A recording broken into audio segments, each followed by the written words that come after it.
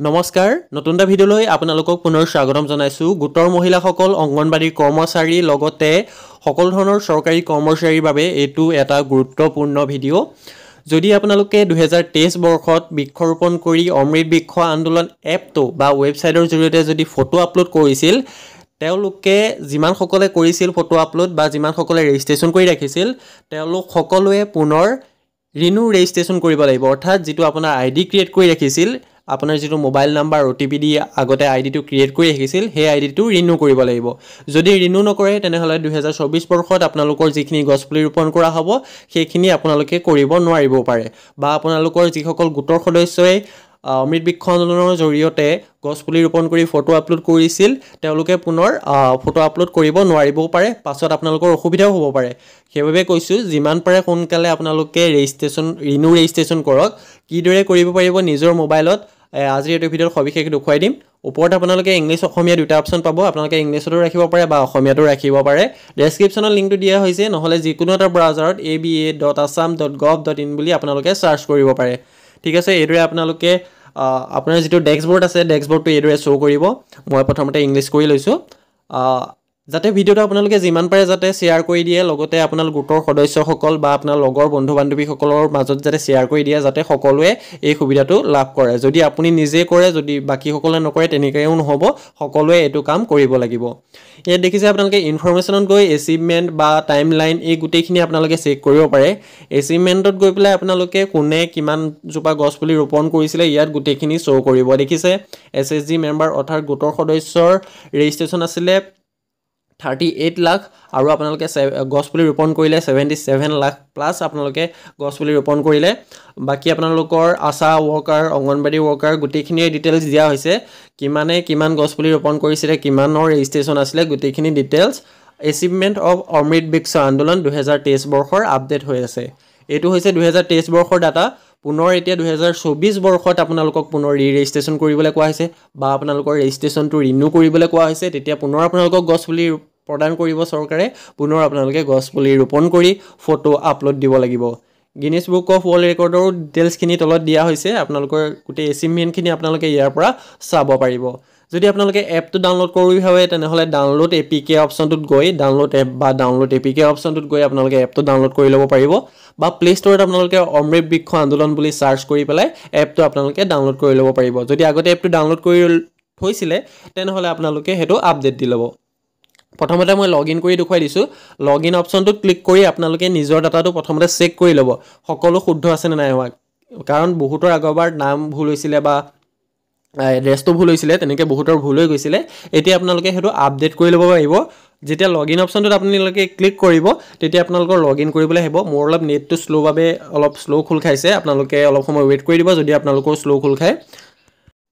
ইয়াত আপোনালোকে দেখিবলৈ পাইছে লগইন কৰিবৰ বাবে আপোনালোকৰ লগইন টু your account ইয়াত আপোনাৰ যেটো মোবাইল নাম্বাৰ আছে আপুনি আগৰবাৰ যেটো মোবাইল নাম্বাৰ দি ৰেজিষ্ট্ৰেচন কৰি ৰাখিছিলে যেটো মোবাইলত আপোনাৰ ওটিপি আহিছিলে সেই মোবাইল নাম্বাৰটো ইয়াত ফিল আপ কৰিব তাৰ পাছত click here to get one time password তলত আপোনালোকে ব্লু কালাৰ লিখা দেখিবলৈ পাইছে click here to get one time password অৰ্থাৎ ওটিপি সেই অপচনটোত আপোনালোকে ক্লিক কৰিব সেই অপচনটো ক্লিক কৰি দিয়াৰ লগে লগে আপুনি যেটো মোবাইল নাম্বাৰ ফিল আপ কৰিছে সেই মোবাইল নাম্বাৰটোত এটা ওটিপি সেন্ড কৰা হ'ব তাৰ পাছত আপোনালোকে ওটিপিটো শুদ্ধকৈ ইয়াত ফিল আপ কৰি দিব তাৰ পাছত আপোনালোকে লগইন অপচনটোত ক্লিক কৰিব লগইন অপচনটোত ক্লিক কৰি দিয়াৰ লগে লগে আপোনাৰ যেটো প্ৰফাইল আছিল বা ডেস্কবোৰ্ড আছিল ডেস্কবোৰ্ডটো এদৰে ইয়াত শো কৰিব অলপ সময় ওয়েট কৰি দিব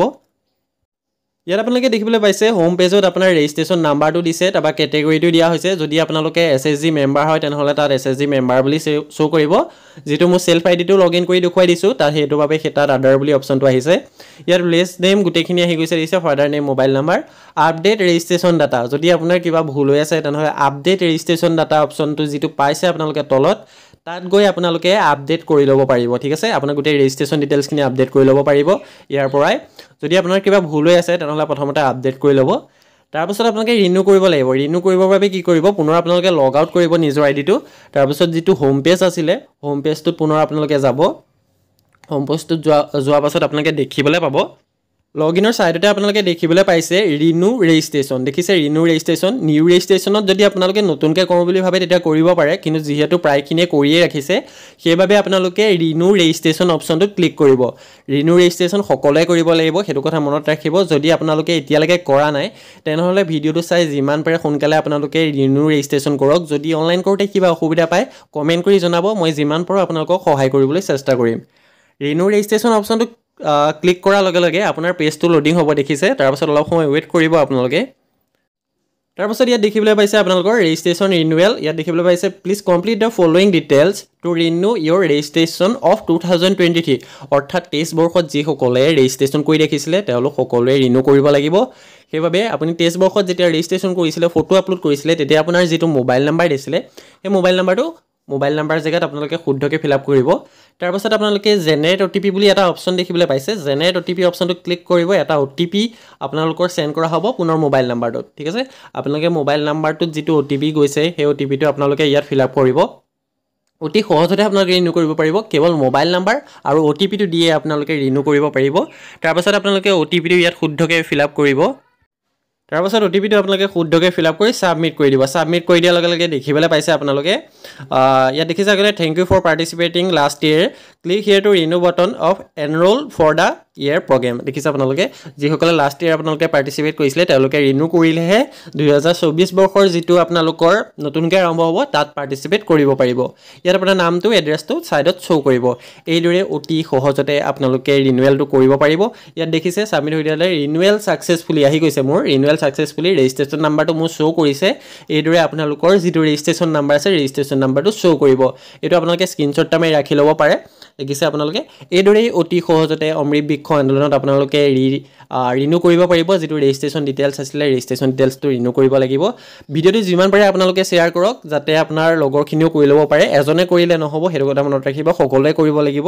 যদি আপোনালোকে আত্মসহায়ক গোটত আছে বা যদি আপোনালোক অংগনবাড়ী কৰ্মচাৰী হয় বা চৰকাৰী কৰ্মচাৰী হয় যদি আপোনালোক সেলফ ক্যান্ডিডেট হয় যদি আগতে আপুনি নিজে নিজৰ নামত আপোনালোকে আইডি ক্ৰিয়েট কৰি পেলাই গছপুলি ৰোপণ কৰা ফটো আপলোড দিছিলে গোটৰ সদস্য নহয় যদিও তেওঁলোকেও কৰিব লাগিব আৰু গোটৰ সদস্যসকলৰ কৰাটো বিশেষভাৱে জৰুৰী যেহেতু আগৰবাৰ বহুখিনি সুবিধা দিয়া হৈছিল গোটৰ সদস্যসকলৰ বাবে সেইবাবে কৈছো আপোনালোকে যিমান পাৰে সোনকালে অমৃত বৃক্ষ আন্দোলনৰ লিংকটো ডেসক্ৰিপচনত আছে বা এপটো লিংকটো ডেসক্ৰিপচনত আছে ডাউনলোড কৰক বা লিংকটো ওপেন কৰক যিমান পাৰে সোনকালে আপোনালোকে ৰিনিউ ৰেজিষ্ট্ৰেচনটো কৰি লওক ধন্যবাদ যদি কিবা অসুবিধা পায় তেন্তে কমেন্ট কৰি জনাব